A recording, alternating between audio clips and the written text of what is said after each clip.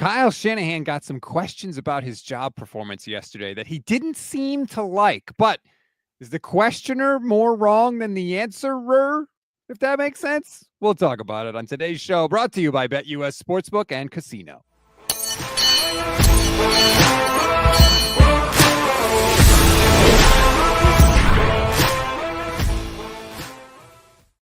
What is good, everybody? Welcome to the original Gold Standard podcast on the Gold Standard and the Fans First Sports Networks. I'm Rob Stats Guerrera. He's Grant. Man, I'm already. Jeez, I think we know what topic we're starting with. I think so. He's 11 Black. I apologize, Mr. Black. I was going to say, before you rudely decided to not call me by my name, that it's been a while since you introduced us as the original. That's true. We are the original. This is the OG Gold Standard podcast. The two old parts of the network. Oh, God, I know. And I'll be. We are the two oldest, aren't we? No, I think Jay's older than me. Jason Aponte's older than me. Yeah, which makes me feel a little bit better. So that means he's got to be 40. Yeah, right. I'll be 40 in 9 days, unfortunately. But a lot to get to on today's show. The reason Grant is on my mind is because he asked Kyle Shanahan a couple of questions yesterday that got Kyle a little salty. Some people took issues with the questions. Some people took issue with the answer. So we're going to play those for you so you can hear them. You'll get to decide for yourself.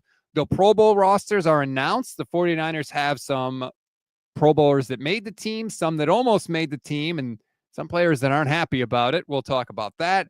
Plus, John Lynch had a very interesting comment a little while ago on KMBR talking about the root causes of the 49ers problems this year and how he and the team are working to fix it. So a lot to get to on the show. Let's start with the Grant Cohn stuff because, like everything Grant does, it gets people riled up. And so I'll just play the questions and answers for you. You have not seen these yet, so this is good. I'll get your raw reaction here. Here's the first one from Kyle's press conference yesterday. Will you assess yourself this offseason, how you feel you did compared to other seasons that you've had in the NFL? You've been around so long. Wondering if that's a process that you would do and if that would be tough. I'm not going to do that this year. Yeah, I do that every day, every year, every play, every second. So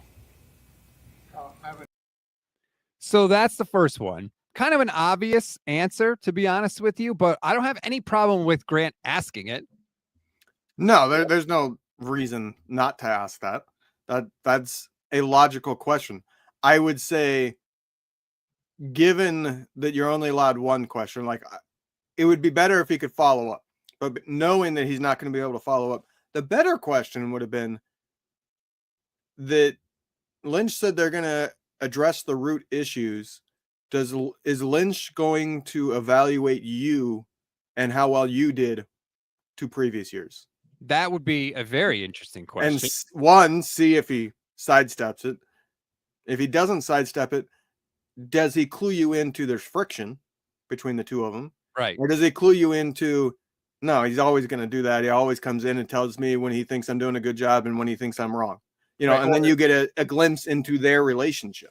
Yeah. Or he doesn't evaluate me. I evaluate him because I'm his boss. Exactly. You never say that, but yeah, I totally get your point there. Whatever he says gives you insight into the team. And that's obviously what you're hoping for when you get to ask these questions. Now, I know you said he only gets one. He actually asked a bunch of questions in this press conference because it was smaller. At the Super Bowl, it was you got one because it was 50 billion media members there. It was not quite as big, obviously, yesterday, seeing as how the Niners are out of it. And so Grant got to ask multiple questions, not back to back, but he did ask multiple. And here was the second question. And this one was the one that got more of a response from people. Are you frustrated with your individual performance this season, or do you feel like you controlled the things you could control? I don't understand how to answer that question. I work as hard as I can at my individual performance. So I'm frustrated with our season. I'm responsible for everything. So I think you can figure that out. So what do you think of that, Levin? It's an okay follow-up. Like I said, I think there was a better way to go to get more, because of course he's going to say, oh yeah, it's what you're looking for there to get controversy would be if he said, no, I think I set the team up for success and we just didn't execute. But he's not going to say that. He's already answered similar questions, and towards the end of the season, he's started to take ownership himself, saying that he's in control of everything. That's not the first time he said that. I think the third time this season now that he has said it ultimately falls on me. I'm responsible for everything on this team. So you know what the answer is going to be. So it would have been better to try a different route by making him speak for Lynch or make him speak for Jed York. Has Jed York talked to you at all this season about your job performance? He did say earlier this week, I think he said he talks with Jed every day, because I think Jennifer Lee Chan asked, like, hey, Jed gave you a vote of confidence. What's your reaction? And he was basically like, I don't have a reaction. I talk to Jed every day. I knew I was good, is essentially what he said in so many words. I don't have a problem with Grant asking the question. I do think that Kyle didn't really answer it. He said, I work really hard, but that's an answer about your work ethic. That's not an answer about your actual results from the work that you put in. Yeah. But, I think it's completely fair to ask a head coach that question in a year where you're 6-10 and you had Super Bowl aspirations going into the season. What I said on the 49ers in 5 this morning was essentially, number one, it's okay if a head coach doesn't like the questions he's asked at a press conference. And number two, when you're this bad, you probably shouldn't like the questions you're asked if the media is doing its job. Yeah. I mean, you could have forced him to pick, put him in a kind of a situation of he's damned if he does, damned if he doesn't kind of question, where you say, you put his own words in his mouth.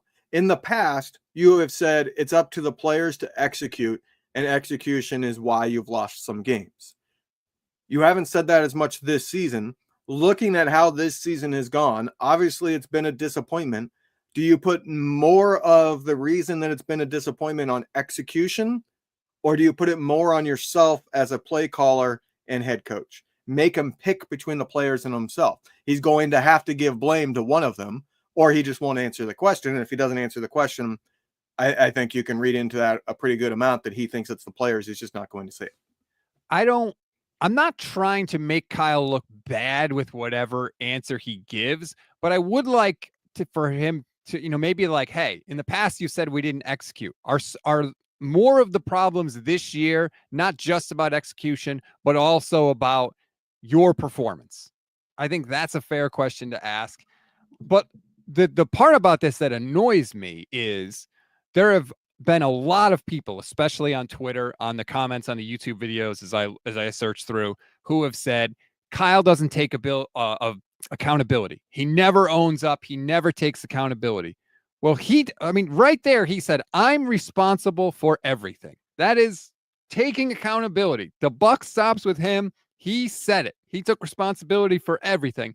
And the response I've seen to that clip is, well, he didn't really mean it. He brushed off Grant. It's like, well, hold on. You can't get on him for never saying it. And then when he says it, you can't say, well, it still doesn't count. Yeah. I mean, there was a change this year, and I think he sensed he had to. Mm-hmm. In previous years, he has blamed players. Yes. Very, very rarely has he taken any ownership of any part of it on his own, of himself.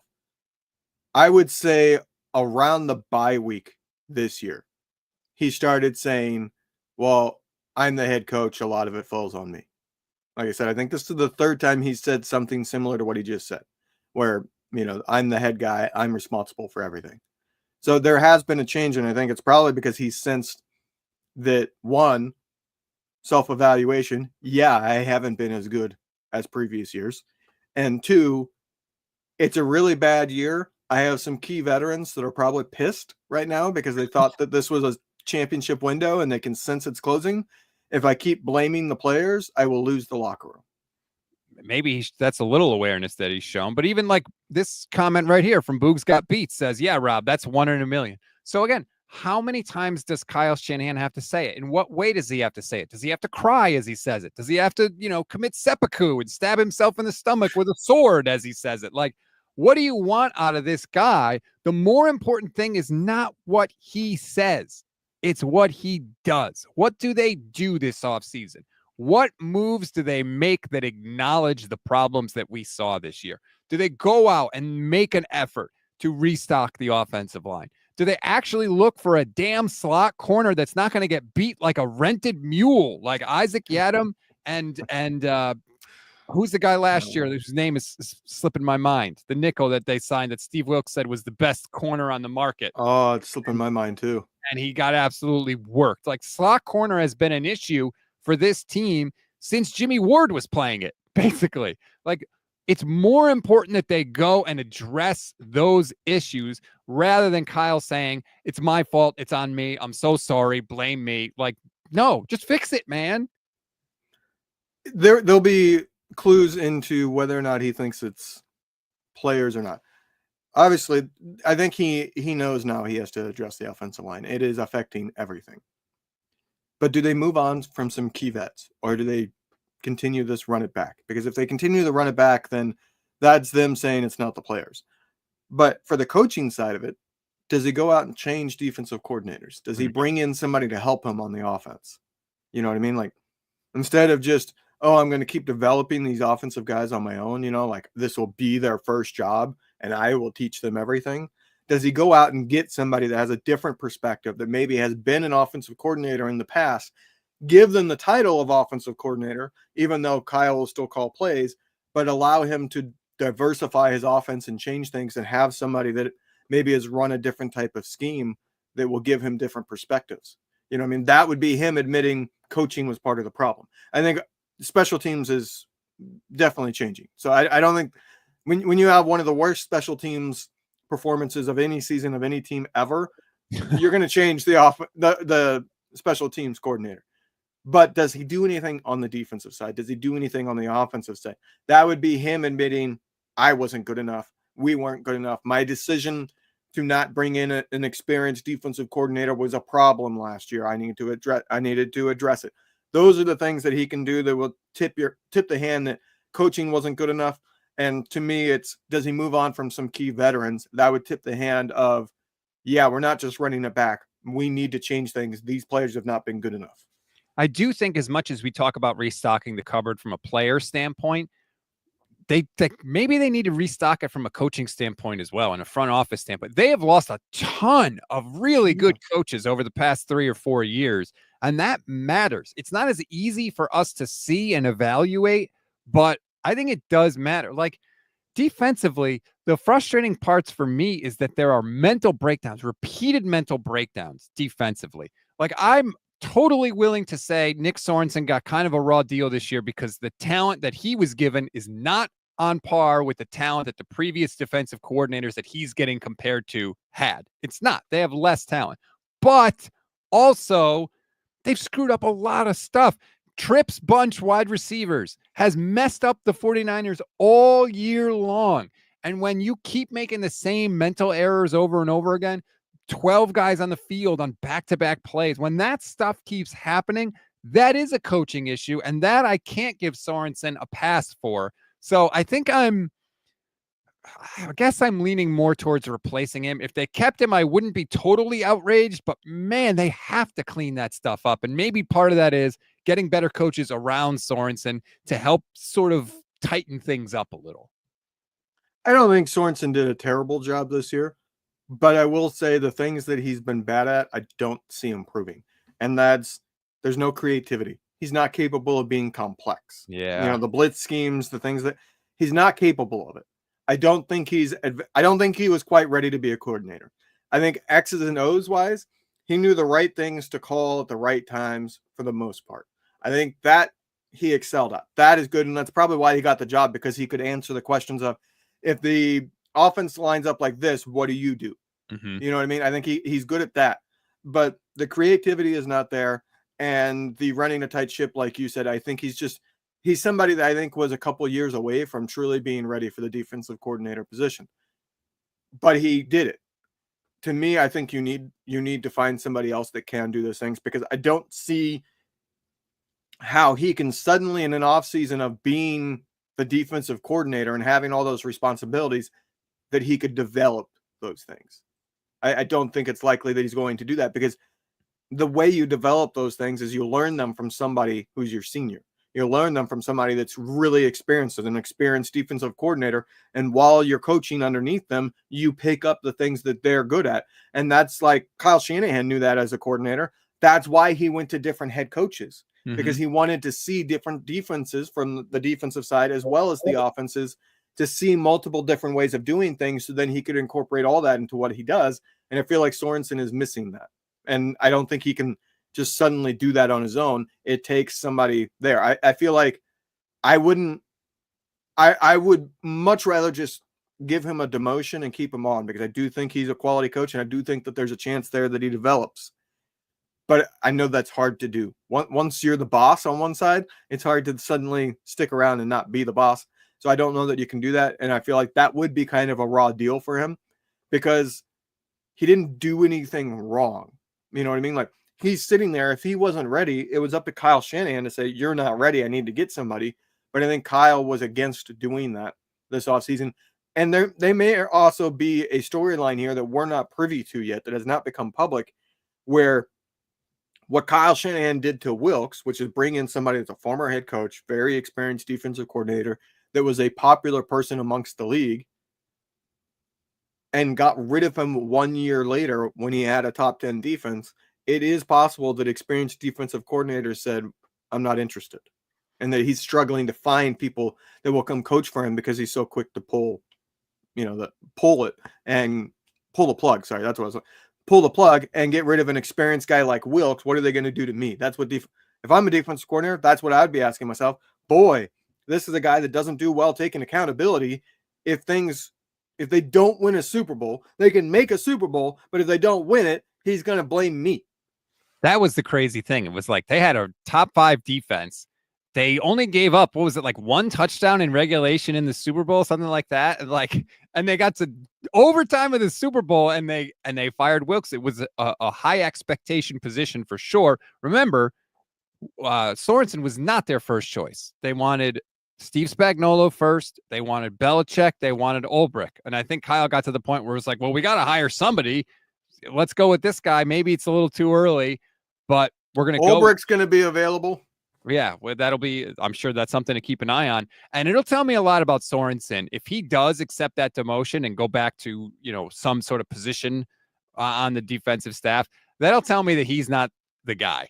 Like, if he's just willing to just quietly go back into his old job, then that tells me like he's not the guy that's a serious contender for defensive coordinator anywhere. See, I don't agree with that. If somebody is capable of self-evaluating and seeing, boy, I wasn't ready for that position, I need to take a step back, that to me is leadership. That to me is maturity. It's the ego that I don't care for. And somebody that says, I wasn't ready, I need to learn. Here comes an experienced defensive coordinator that I can learn under. But F that, I'm too good for this place. It wasn't my fault. I don't care for that ego. It's leadership to be willing to self-evaluate yourself and say, look, I really was not ready. I can see that now. I would say he's at the spot where if I'm Sorensen, I would look for like a college program to become a defensive coordinator. Keep the coordinator title, but go to something that's not the NFL, to where you can learn a little bit. And it's I wouldn't say it's easier. I think it's less complex, but stopping offenses in college is extremely hard, because there's just not enough talent on defense. I think if he's willing, like, I get wanting to be a position coach again and being humble, but not with the Niners, not with the same team. Something about that just doesn't give me good vibes.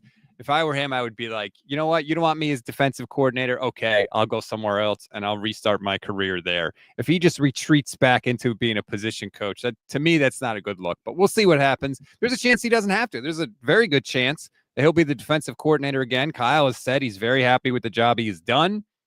Take that for what it's worth. As a reminder, the 49ers have been outscored in the fourth quarter by more than anybody, 56 points. Which gets to the simplicity thing. They figure it out by the fourth quarter. I do agree that I would like to see more complex defenses. I would like to see, it feels like when they do blitz, which is almost never, it never works. I feel like they never get home. If it's not Bosa. There's no disguising a blitz. It's, here's a guy that's lined up at the line of scrimmage that's coming after the quarterback. You can disguise a blitz. Steve Spagnuolo. No, I'm saying he doesn't. Oh, okay. Yeah. It's too simple. Like, They go, oh, that corner is cheating up. He's blitzing. Oh, that linebacker is cheating up. He's blitzing. Like there's no like disguised blitzes. Right. And there needs to be. And D'Amico was good at that. And D'Amico was at least good at doing the simulated pressure, having Fred and Dre start out like sort of almost on the line of scrimmage at the play. And then those guys were so good at getting back and moving around. You confused people. We haven't confused anybody on defense all year. It's been maddening. And they need to get back to that. It can't just be, here's our 11 guys that we think are better than your 11 and come see if you could stop it. Because guess what? Teams have all year long. Yeah. And they can do things like disguised blitzes to help Bosa.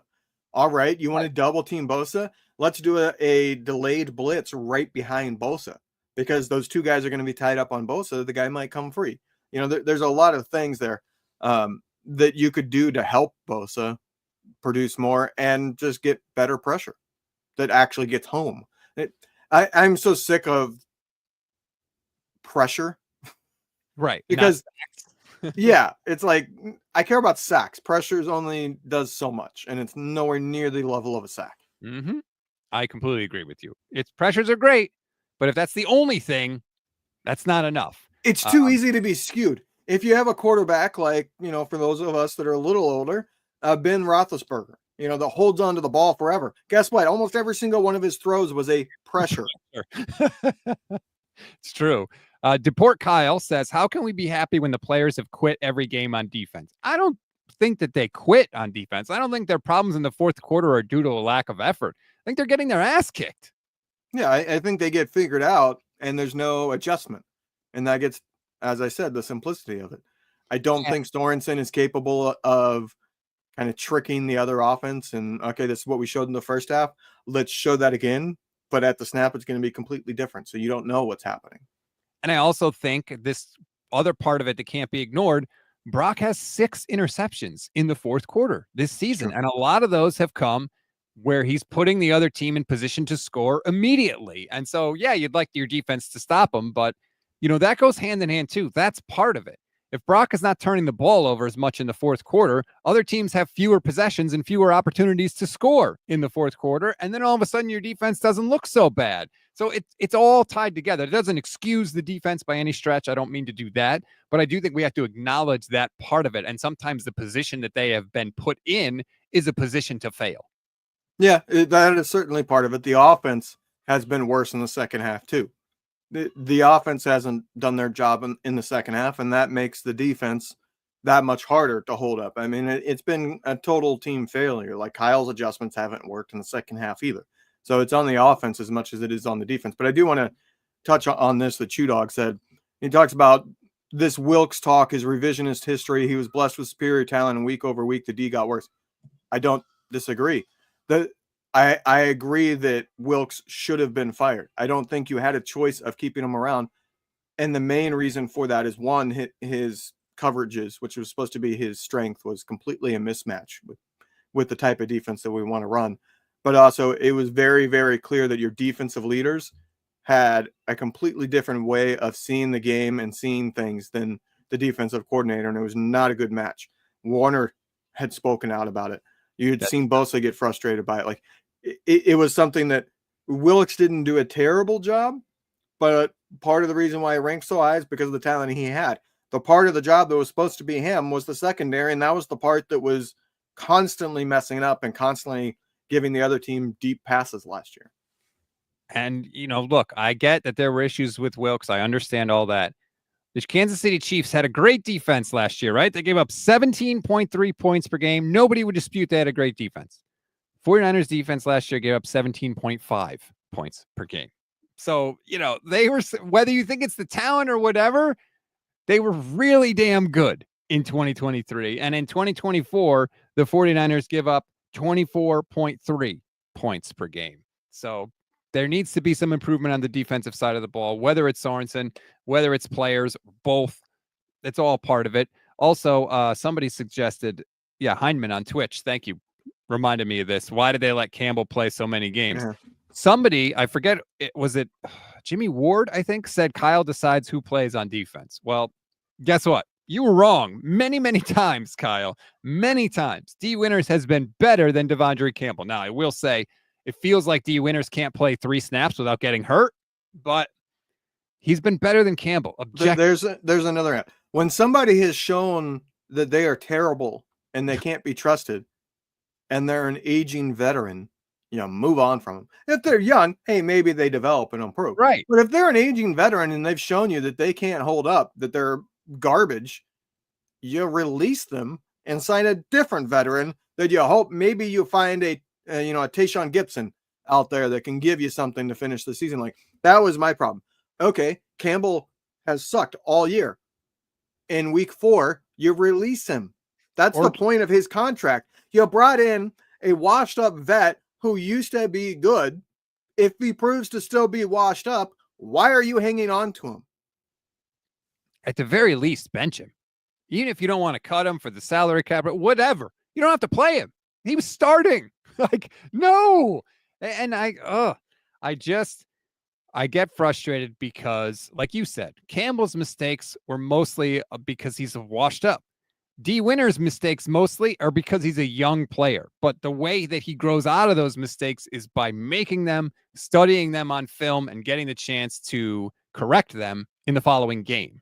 And he wasn't given that early enough at all. Now, obviously, he's there, but it should have happened way, way earlier so that by the time you get to November, December, January, when the games mean more and hopefully you're going to the playoffs, he's gone through those growing pains and he's not making those mistakes in the bigger games. Yeah, I mean, part of it was there was a lot of injuries to the linebackers early in the season. And then when they did get back, they got re-injured, as you mentioned, D. Winters. Mm-hmm. But there are plenty of free agent linebackers. Bring any of them in. When Campbell has shown you that he's such a liability, all the offense is doing is, where's he at? We're going there. You get rid of him. Like, it's the same situation with the veteran corners that have been brought in years past. Once they show you, like, Yadam, once he showed you that he's not capable of cutting it, you move on from him. You try the young guy. And if the young guy doesn't cut it, you release Yadam and you go find a different young guy. And, like, there have been so many times that somebody came out of the middle of nowhere and turned into a diamond in the rough quality player that you were able to utilize. So I just don't understand why teams, it's like they get to the season and they go, well, this is the best. We couldn't have possibly misevaluated all these people that are free agents. It's not possible that all these teams passed on those players and that they're actually good. No, there are plenty of players that have gone to Canadian Football League, gone to other places, and finally get a chance in the NFL and prove to be good. I mean, Jeff Garcia is maybe the biggest example of that for the 49ers. He couldn't even get an NFL opportunity. He had to go somewhere else and prove himself before he got an NFL opportunity. And then he turned into a multiple Pro Bowler. So I just don't understand the lack of, all right, we're going to go try that guy because maybe we find the right person or the best person now, because all I know is the person I have now is not the right person. And for all the talk about 49ers draft misses in the 3rd round and the curse and all that stuff, which I understand, and the 1st round misses, quite frankly, the Niners free agency track record is, let's just say, just as sketchy, right? Yeah. I mean, Quan Alexander in this regime, Quan Alexander did not work out. Javon Hargrave did not perform up to the level of his contract. Now, they had some good hits. Kyle Juszczyk was a very solid contributor for a long time. You mentioned Gibson. Obviously, that was a massive hit. They signed him, like off the scrap heap, and he was a very, very solid player for them. Isaiah Oliver, complete whiff in free agency. Jerick McKinnon didn't work out. Now, I know he got injured, so that's part of it, but he didn't end up being who the 49ers had hoped. They have had some whiffs in free agency. It's not just the draft that they need to improve on. When they do spend the little money that they have to try and add pieces here and there, they got to get better at it because they haven't been, really, for the most part. It's their biggest free agents have failed. Charvarius Ward is the outlier. He was good. Yep.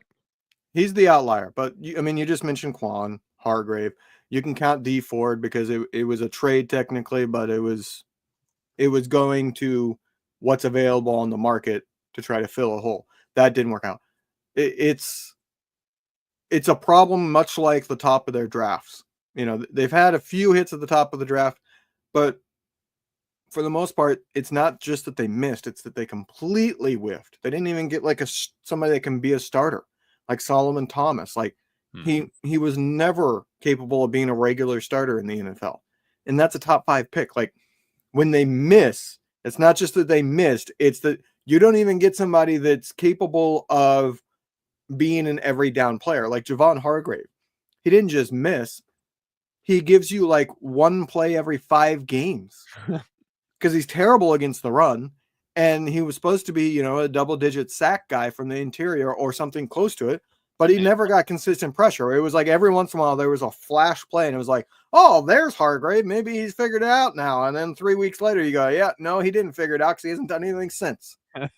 Cynthia says, hi, Robin Levin, on a beach in Puerto Vallarta, listening to you. Well, Cynthia, you're having a better day than we are. I'm just going to state that for the record right there, but we appreciate it nonetheless. I'm just taking a look some of the other free agent signings for the Niners. Devondre Campbell, we know, complete whiff. Isaac Yiadom, complete whiff.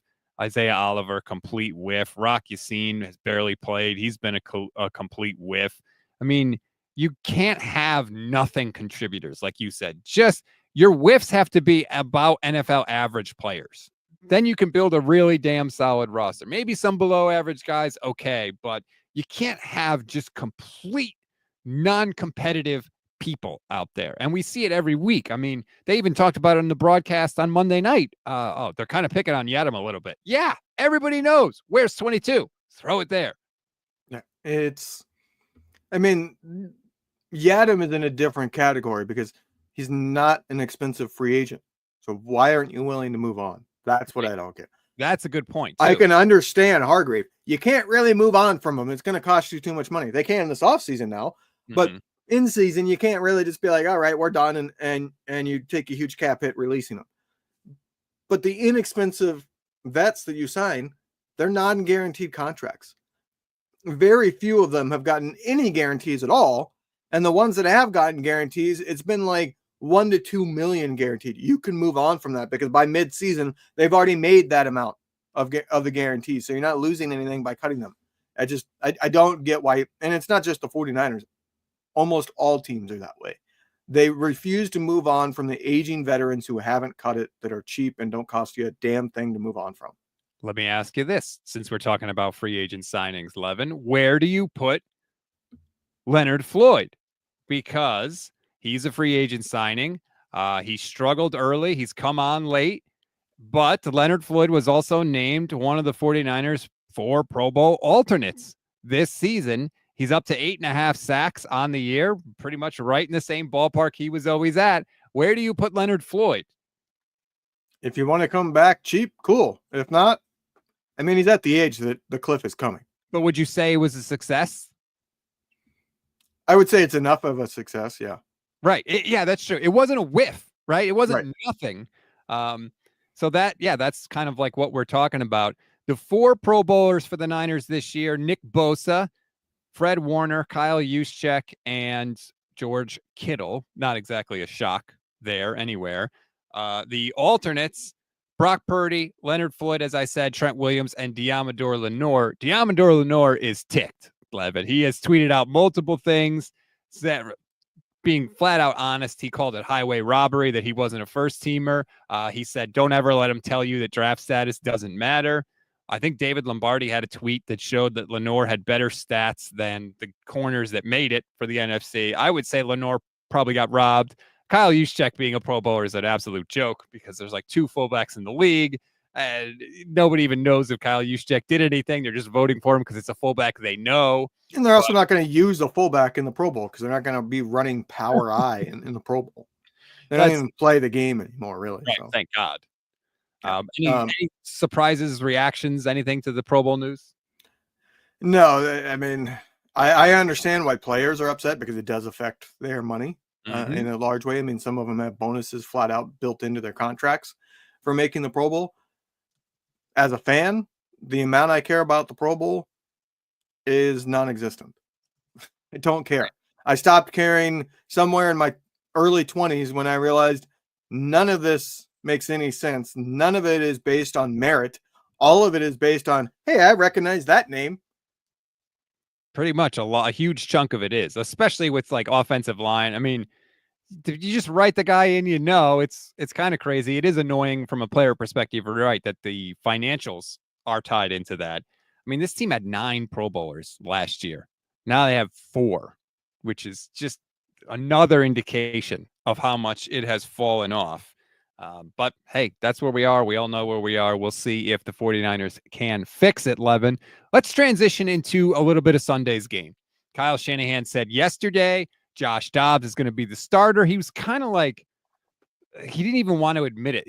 They asked him, like, can you share who the starter is going to be? He said, I guess Dobbs. Like, he doesn't want to start Josh Dobbs, but he knows the offensive line is a wreck. He knows Dobbs is more mobile. It's stunning to me that, like, he doesn't see that Dobbs is just a better player than Brandon Allen, but at least we're going to get him on Sunday.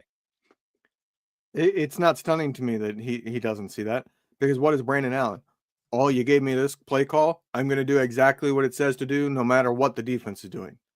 What is Josh Dobbs? Oh, you gave me this play call. That's cool. As soon as the ball is snapped, I'm doing whatever the hell I feel like.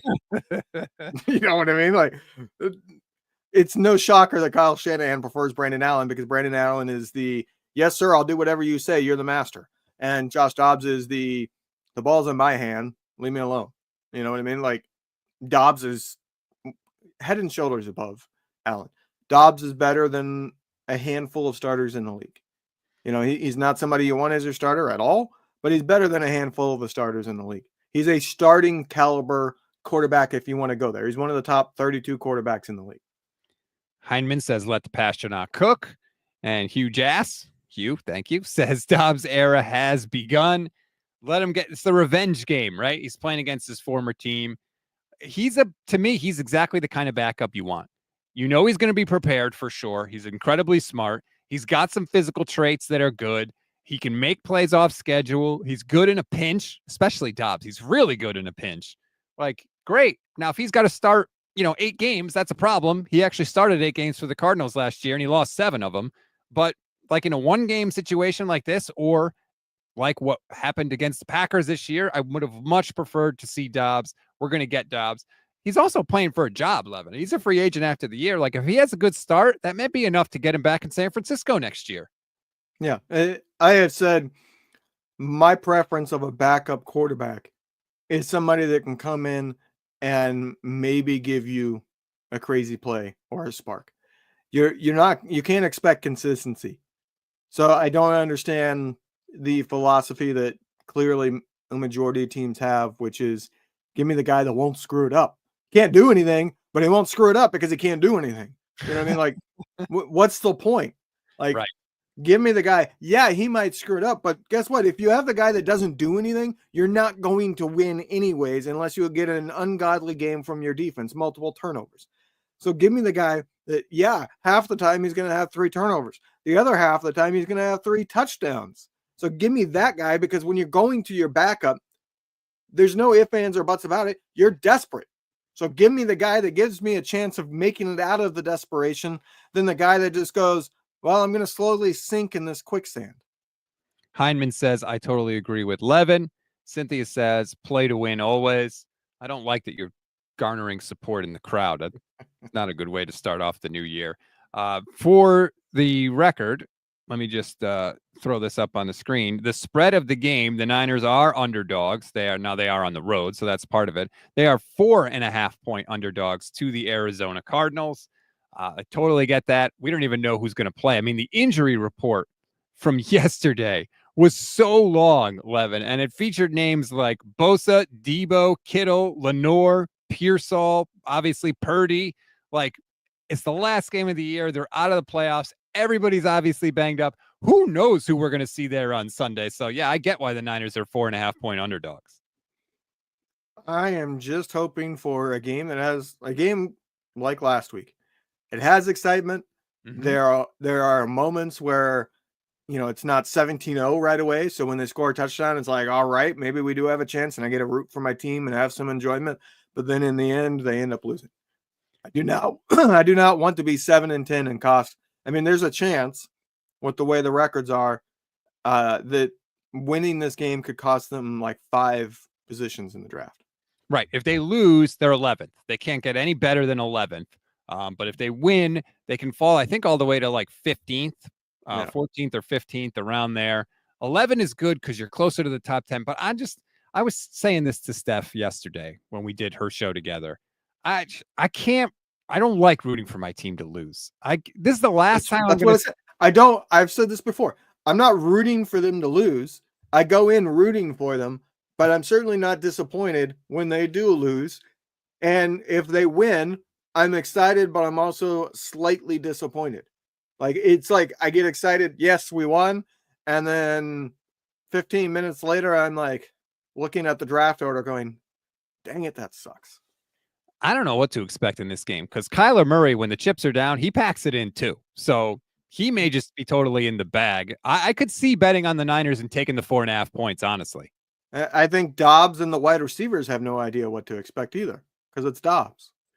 Well, hopefully we get to see. It's the revenge game. Dobbs' revenge game. It's the team that gave up on him last year. Yeah, I hope he has that attitude in there. If you want to bet on the Niners or anybody, please do it with BetUS. You can receive 150% on your first deposit and 125% on your second and third deposit up to $2,000 with code YouTube150.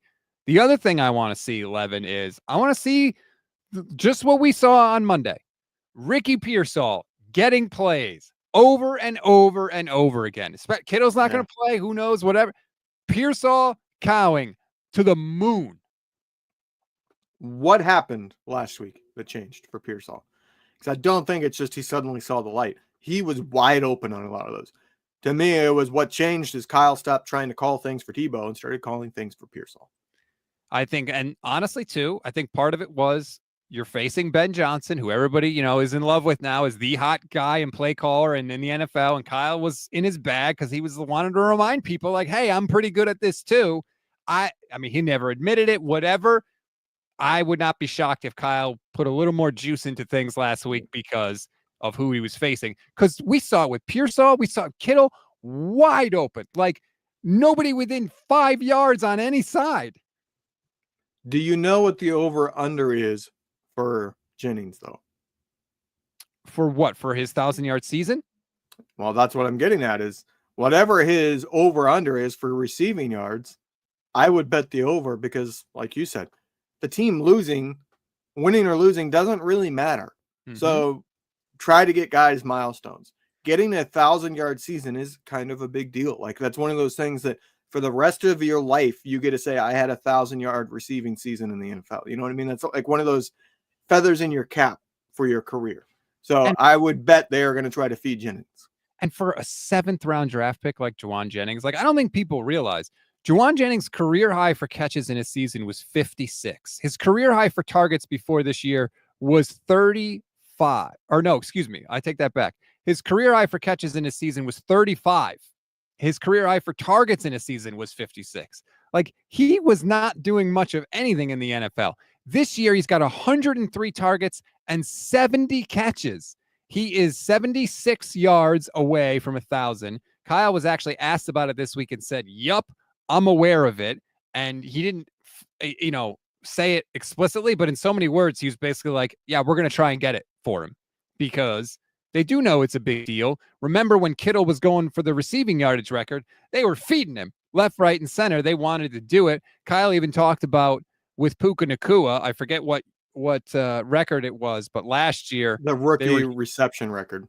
Yeah, and he caught a pass near the sideline, and Kyle said, they better keep throwing it to you because we're double teaming you all day and we're not letting you get the record. Like they were joking about it. Yeah. Like, so they're aware of these things. So I wouldn't be shocked. And I am rooting for Juwan because I love him. I love his attitude. He's worked his ass off and I hope he gets it.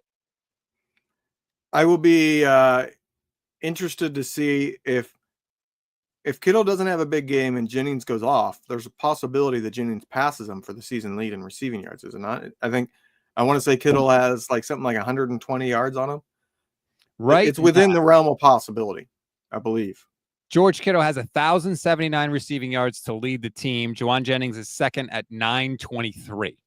So if Kittle doesn't play, Juwan would have it's unlikely. What I was going to get at is I would guarantee there's been no team in NFL history that has had 7th round draft picks be their leading passer and leading receiver.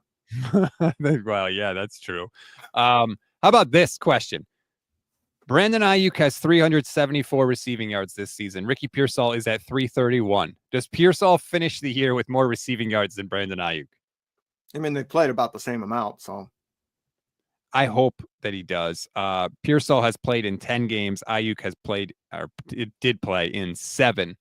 I would like to see more Ricky. I loved it. I thought he looked like a natural receiver.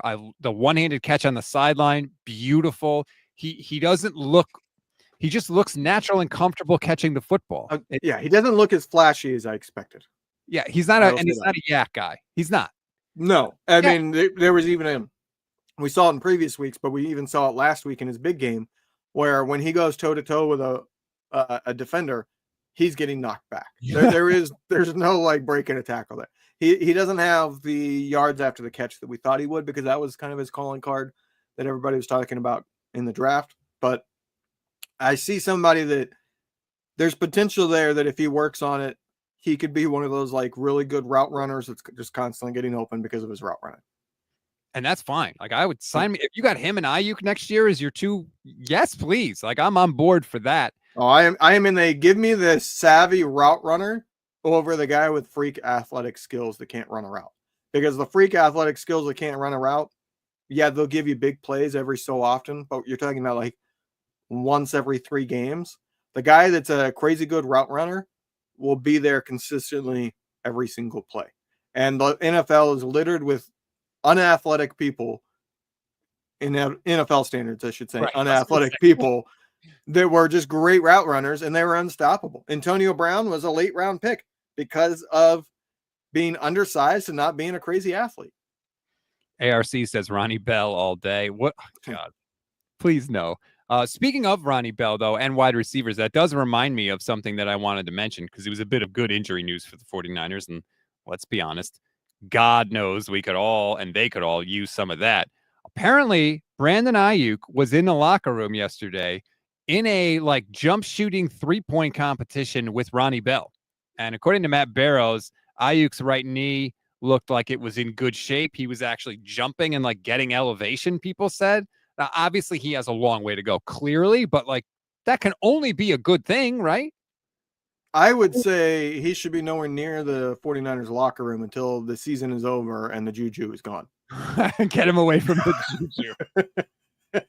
Get away. We don't want the bad voodoo, whatever is going on, the injury situation there. Get out. Yeah, I don't want already injured players that we need next year hanging out in the locker room right now. Wait until the season's over when you can start fresh. Yeah. You can do a exorcism of the locker room and right. Kyle should do that. That would be a really funny thing to do. Just get like Jobu in there and, get the chicken. I wouldn't leave that rum lying around with this bunch. If you've ever seen the movie Major League. But yeah, that would be funny if Kyle did that, and just as like a joke once the season is over.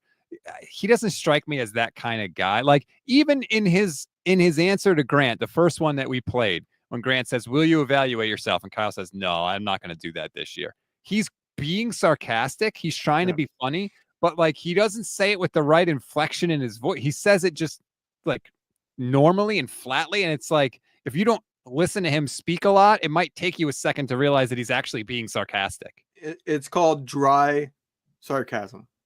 It's a very dry sense of humor built on sarcasm, and I know it well. I have a dry sense of humor, though. He doesn't emote. Like emote, use emotion with your voice. Everything is like monotone. Ask him that in the next press conference. Kyle, why do you not emote when you're doing sarcasm? Kyle, do you ever change your inflection in your voice at all? I was actually, trying to get a credential for the combine, and I was hoping like maybe I can get an interview with Kyle at the combine. And then Steph reminded me like he's not going to be there. He doesn't go to the combine anymore. I was like, oh crap, you're right. Oh well. Combine's not really the same anyways. Well, but they're all, I mean, now I guess it's a little less than it used to be a few years ago, but like there are a ton of NFL people there, obviously. Yeah. Usually you can snag a few for interviews. I'm still going to try. I mean, maybe I can get John Lynch for the one and only interview. because once they do an interview with me, they'll never want to do another one. Like if they think Grant is bad, then they will not like the questions I have to ask. If I did interview Kyle, well, like not first question, but one of the questions I would ask him, were you drunk on media night at the Super Bowl? Nobody's ever asked him that. Everybody thought he was drunk. Nobody's ever asked him. That would be one I would ask off the record for my own curiosity, but who cares? It's one of those things like, meh, I wouldn't bother asking on record. Oh, I would, because I wanted his response on the record. I think it's like it's a bad look, man. It's a bad look. I mean, we were there. I actually didn't think he was drunk. I remember my reaction was like he seemed fine to me, but I know people that were a lot closer to him than I was that think that he was drunk. Yeah, I mean, neither one of us went to his. I mean, very much. I guess maybe you hung out there. I had the philosophy of I'm going to go to the lesser players because I know there'll be plenty of video and content from the main people because everybody will be at the main people. So let me get to the people that don't always get to speak and see if they say something that's different. I like this point from Thomas Luttrell, who says, if we do have the 11th overall draft pick, Kyle might show up at the combine. Jed might demand it. I get the impression Jed doesn't demand much of Kyle. For what it's worth, I did see a couple of days. So Tim Kawakami had that article, the quotes from Jed about Kyle and John are not going anywhere. A couple of days before that, Grant said on a stream that Kyle and John had received a talking to. Now, there's only two people that could give Kyle and John Lynch a talking to. One is Jed York. The other is his father, Dr. John York. That's it. Now, I don't know if that's true. It's entirely possible it is. Entirely possible Jed was like, there's no way I'm firing you. You guys are good. But next year, you got to be better or we're going to have a conversation. That could be a conversation that absolutely took place. I haven't seen any other 49ers beat writers mention that there was any sort of sit down or talking to or anything. I'm not saying Grant's lying. I'm just saying Grant's saying one thing. Nobody else is saying the other thing. You decide what you believe. But I did see that from him. And then 2 days later, it was Jed York saying, oh, they're not going anywhere, blah, blah, blah. It could have been a lot of different things. I mean, Jed could have said, look, you guys aren't going anywhere, but I don't think this team can win the Super Bowl, and you need to make some moves in the offseason. I'm giving you the green light to spend some money, and I am willing to eat dead cap space to release players who are not cutting it. You know what I mean? Could have been given the green light of like, look, do whatever you can within the salary cap. I don't care if I'm having to pay people a bunch of money for them to not be here anymore. Yeah, it could have, like you said, that conversation could have spanned a variety of tones and topics, and we'll never know. That's what I hope it was. My hope was, hey, you're not running it back. Change things up. I'm giving you the green light to change it in any way you want, though. It's possible. D'Angelo Evans says Jed is terrified of Kyle. I do think there's kind of a little bit of truth to that. Don't you? Yeah. Yes. I do not think Jed is the confrontational type. I do not see Jed as the type that when voices get raised, he stands up and is ready to get in your face. He strikes me as the person that when voices get raised, he goes, I'm worth a lot of money. I don't have to deal with this. And he exits. Sorry, I clicked on the wrong comment. Cynthia says, I don't think Jed really cares about the Super Bowl. He makes money if the 49ers make the playoffs. I mean, he's never going to admit it publicly, but there's a reason he said before the Super Bowl last year, like, hey, this is a really good year. He wasn't wrong, but he's saying that because it's great for his team to have home playoff games and win those games and play for a Super Bowl. Like, yeah, as an owner, they are in this business to make money. And I think he would love to win a Super Bowl. I think he desperately wants to win one. But I also think if they're going to NFC Championship games every year, he's cool with that. And to be honest, so am I. No, I'm not. I mean, I can't believe people that say this. It doesn't mean I would accept never winning a Super Bowl. Like, I want them to win a Super Bowl, but going to the NFC Championship game is still a really good freaking season. And I would. Yes, but that's not the way you say it. The way you say it is you would accept making the NFC Championship game every year. That's not good. You're saying that as they never win the Super Bowl. I don't care what the scenario is. I'm not accepting any scenario that is they never win the Super Bowl. All right, well, let me say it a better way then, just so everybody is clear. you can still have a really good year even if you don't win the Super Bowl. And going to the NFC Championship game is a really freaking good year. Case in point, would you rather be in the NFC Championship game this year, or would you rather be done after the Cardinals game? I know I'd rather not be done. Okay. So maybe that's the best way to say it. You could still have a really good year even if you don't win the Super Bowl. Period. Full stop. Yeah. I don't know if you were in this boat. So I'm actually curious. I am in the boat that I would rather have one magical season where you win the Super Bowl and then everything falls apart, and the other 9 years of that decade you don't make the playoffs, than have a decade of making the playoffs every year and like 5 times being in the NFC Championship game and twice making the Super Bowl but losing both. Yes, but I don't like those scenarios because I know, but I'm saying, like, I would rather be completely terrible 90% of the time if I get a title than be really good every single year but never get a title. Right, but we don't know that ahead of time. But yes, of course. I'm a Mariners fan. They've never even made the World Series. My whole life has been terrible. Of course, I would accept one championship for 10 more years of terrible. What difference does it make at this point? It's all I've ever known.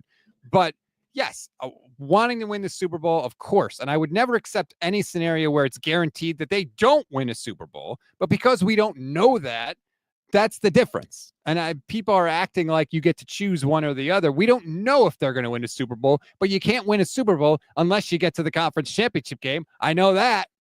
Yeah, it's just you're talking about theoreticals. And basically what you're saying in a much wordy way is, I want to be good. Because you're saying, hey, I want to make the NFC Championship game, and then who knows what will happen. Well, no shit. That's what everybody wants. You're saying, I want to win a bunch of games and hopefully we get a Super Bowl title at some point. Well, yeah, everybody agrees with that. You're not saying anything by saying that. It's when you talk about theoreticals and you say, I would rather make the NFC Championship game, and people are assuming you're taking the theoretical of not win a Super Bowl, but be really good every year, than win a Super Bowl and then be bad. But those people are idiots. No fan doesn't root for their team to win a Super Bowl. Everybody wants a Super Bowl. Okay. Obviously, we all do. There are no fans out there that are like, I don't care if we ever win a Super Bowl. I just want to be in the playoffs every year. I don't think there are fans out there. Those people. I think there are. I don't think that there are. I think there are. If you talk to Detroit Lion fans like 3-4 years ago, I would bet they were in that boat. If you talk to, I would guarantee there are Mariner fans that are in that boat because they're just so sick of losing. I would guarantee the Clippers prior to the Lob City Clippers were in that boat. Just be good for once would be their stance. But not if you said you're never, ever, ever going to win a title. I think that they would accept. I don't think so. You've had like 15 straight losing seasons. You're looking at, if you're telling me you guarantee me we don't make the Super Bowl, but we make the playoffs, I will accept that. I don't know if people would. But it's clear now. I've stated my piece. We know where everybody stands. And we'll see if the Niners can ultimately climb back in and do it. And they got finish up Sunday. Hopefully everybody gets out healthy, and then it's back to work. And the other question I would like to have asked of Kyle is, what are you going to do with the extra time? Debo was just on Amon-Ra St. Brown's podcast, and he talked about how devastating it was to lose a Super Bowl. And he said, you go through all this like depression where you don't even want to talk to another human being. And then 3 weeks later, you're starting up again. The new season's beginning. That's freaking hard. And imagine trying to prepare from a front office standpoint, like Kyle and this team. You only have 3 weeks to get all that. So I would love to hear Kyle ask, like, what are you going to do now that you're going to have the extra time of not being in the playoffs that you couldn't do last year? I know we got to wrap up, but one, you have a Clippers fan in the comments saying that, yes, it's absolutely true what I was saying. Two, did you see what they said about Mustafa, what Amon-Ra said about Mustafa? Yeah, he said he brought it more than any other safety that they have. Every time he got hit by him, he's like, damn, who was that? I absolutely love hearing that. Thank you, Malik Mustafa, for all the effort. Also, thank you to BetUS for sponsoring this video. Once again, if you want to sign up for BetUS, use promo code YouTube150. Levin, are you going to be with us for the instant reaction show? Of course. I got to close out this mess of a season. Thank God. Have a good Thursday, everybody. We'll talk to you tomorrow.